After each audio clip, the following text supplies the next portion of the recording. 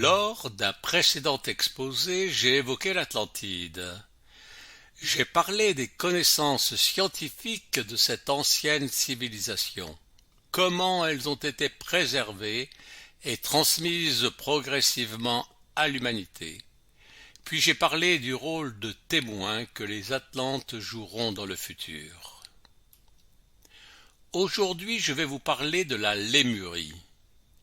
Les photos utilisées pour la réalisation du montage vidéo que j'ai réalisé ont été prises lors d'un voyage entre Seattle et San Francisco, dans cette région qui fit jadis partie du continent lémurien et qui abrite de nos jours la ville de Telos, l'une des villes du réseau de l'Agartha, située sous le mont Shasta, dont vous pourrez découvrir quelques magnifiques vues.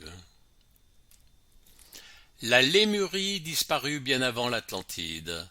Son développement était essentiellement spirituel. Les approches idéologiques de ces deux civilisations, atlante et lémurienne, étaient très différentes et parfois opposées. Cela les entraîna dans des conflits qui précipitèrent leur chute.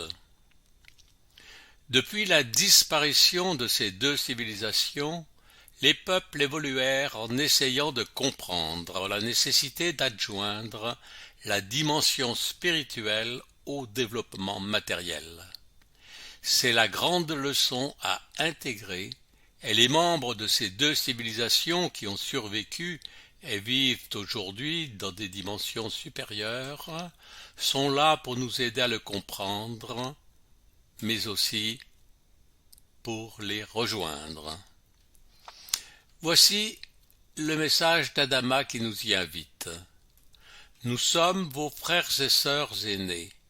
Nous ressentons pour vous un amour profond. Quel bonheur ce sera de vous retrouver face à face pour vous seconder sur le chemin du retour à la maison. Acceptez la main tendue vers vous. Nous ne vous décevrons pas. Revenez à la maison. La 5e dimension attend votre retour. Les habitants de Telos, dont Adama est le grand prêtre, sont une partie des survivants du cataclysme qui anéantit la Lémurie il y a environ 15 000 ans. Ils habitent une ville de 5e dimension sous le mont Shasta, à 400 km au nord de San Francisco. Ils peuvent nous aider à construire le paradis auquel nous aspirons, mais ils laisseront le soin aux Atlantes d'apparaître en premier. Adama nous informe que certains citoyens de Telos ont appris le français afin de communiquer avec nous. L'origine de la Lémurie remonte à plusieurs millions d'années. À l'origine, c'était l'Éden le plus exquis de cet univers. Cette perfection dura longtemps. Les êtres vivaient dans des corps lumineux appartenant à la 5e dimension, avec la faculté d'abaisser à volonté les vibrations pour faire l'expérience de densités plus grossières. Ils reprenaient leur corps lumineux dès qu'ils le souhaitaient. Le peuple lémurien déchut progressivement jusqu'à la 4e dimension, puis la 3e, celle que nous connaissons aujourd'hui. Avant la disparition des continents de Mu et de l'Atlantide, le monde comprenait 7 continents. 5 étaient sous l'influence de l'une ou l'autre des deux grandes civilisations qui s'affrontèrent au nom d'idéologies divergentes. Les Lémuriens pensaient que les sociétés moins évoluées devaient rester libres d'évoluer à leur rythme, alors que les Atlantes pensaient que tous les peuples devaient être placés sous leur gouvernance. En fait, l'Atlantide, comme la Lémurie, furent victimes de leurs propres agressions qui entraîna la disparition progressive de l'une et de l'autre, l'Atlantide disparaissant en dernier. Celles et ceux qui participèrent à ces événements tragiques gardèrent dans leur corps de profonds traumatismes qu'il leur faut éliminer pour rejoindre les dimensions supérieures. Je vous ai informé lors de mes précédents exposés de la nécessité de maîtriser ces pensées, mais aussi d'éliminer les mémoires encombrantes. Beaucoup de Lémuriens sont aujourd'hui réincarnés dans les pays européens et beaucoup d'Atlantes le sont aux États-Unis. Nous apprenons à collaborer, mais nous devons apprendre à trouver le juste équilibre entre le matérialisme et la spiritualité, une juste application des principes confucéens. Adama nous transmet l'espoir d'une collaboration avec celles et ceux qui surent préserver la sagesse de leur civilisation. Voici ce qu'il dit. Bientôt nos deux peuples se rencontreront de nouveau, face à face, en d'heureuses retrouvailles remplies d'amour et de lumière. Une fois de plus, nous collaborerons main dans la main et cœur à cœur, en vue d'instaurer le plus magnifique, le plus magique des âges d'or, une ère où prévaudront l'illumination, la sagesse, la paix et l'opulence. Nous avons instauré la nouvelle Lémurie dans les 4e et 5e dimensions, un Éden de prodiges et de délices. Tout ce dont vous rêvez se trouve ici et même plus. Nous aurons bientôt le plaisir de vous convier à nous rendre visite. J'aurai bientôt le plaisir de faire un exposé sur la Terre creuse, cette structure incroyable que mes travaux en physique et astrophysique m'ont permis de comprendre. Voici ce qu'Adama dit à ce sujet. Toutes les planètes sont creuses, autant celles de ce système solaire que celles de l'ensemble de l'univers. Au centre de la Terre et sous la croûte terrestre sont rassemblées un grand nombre de civilisations très anciennes venues de mondes et d'univers éloignés.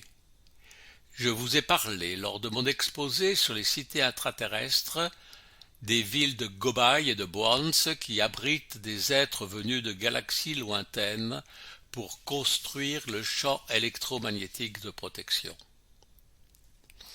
Lors de nos échanges, l'un parmi vous m'a demandé de lui décrire les habitations de 5e dimension. Adama nous informe à ce sujet. Nos habitations ressemblent aux vôtres, bien qu'elles soient de forme circulaire. Le matériau employé est une sorte de pierre chatoyante, semblable au cristal, qui nous permet de voir depuis tous les angles et dans toutes les directions. Cette substance n'est pas transparente de l'extérieur et protège notre vie privée.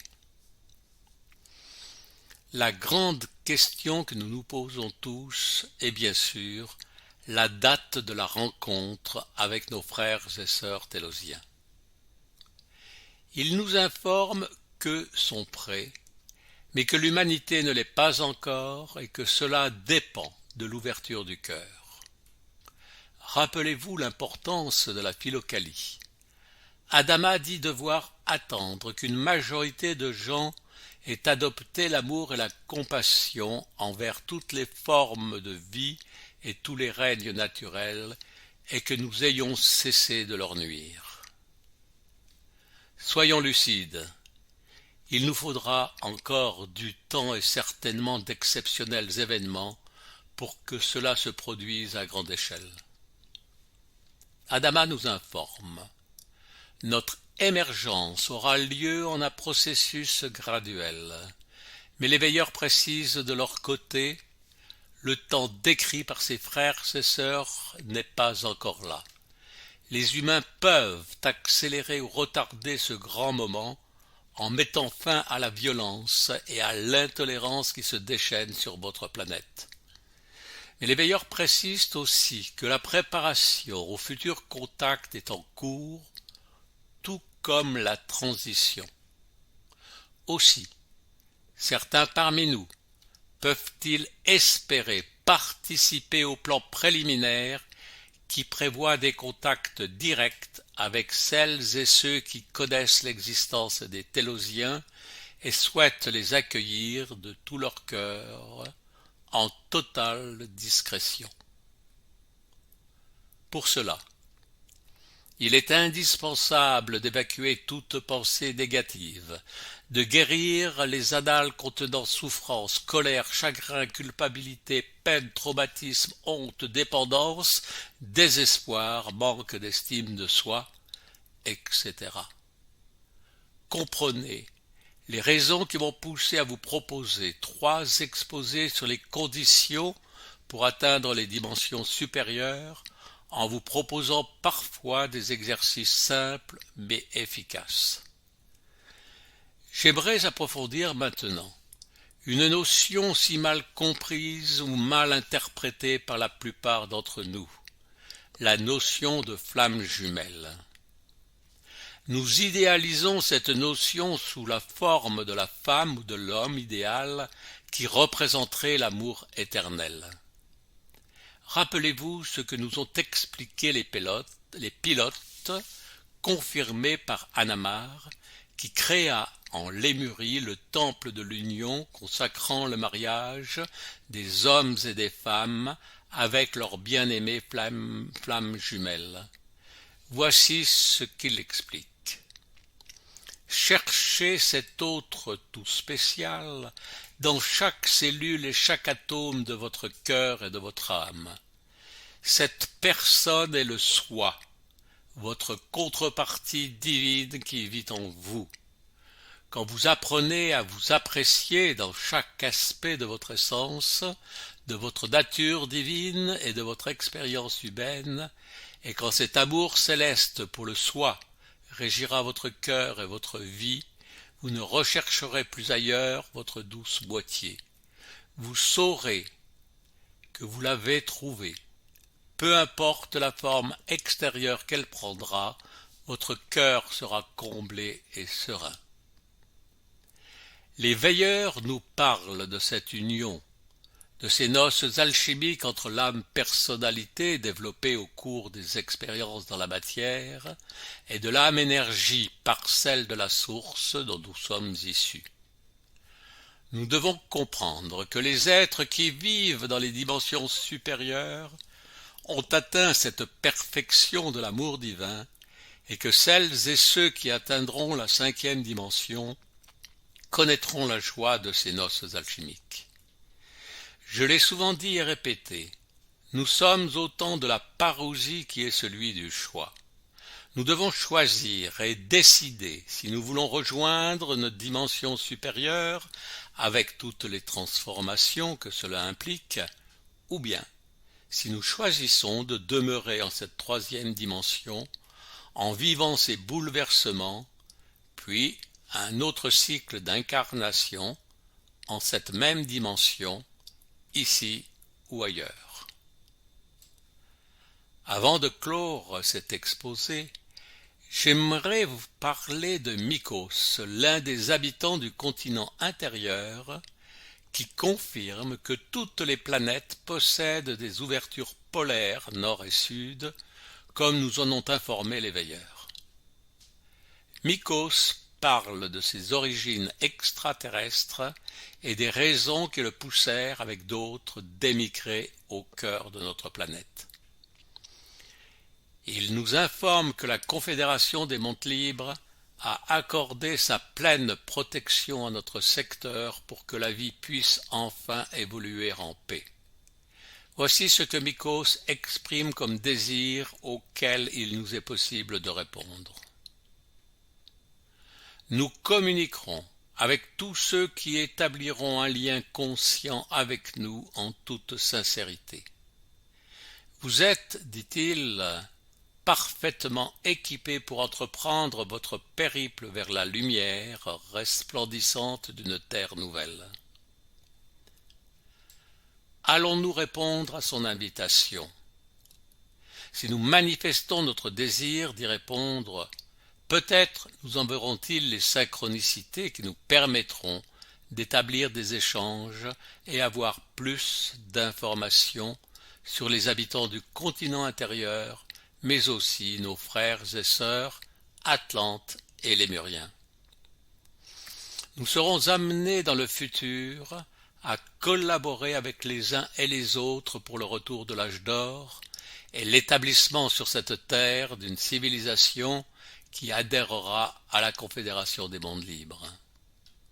Je vous invite à vous concentrer sur cet objectif et manifester votre désir de participer à ce futur plus épanouissant que le présent que nous vivons. Lors du prochain exposé, je vous parlerai du milieu cosmique, de sa nature et de l'importance qu'il revêt dans la construction du nouveau monde auquel nous aspirons.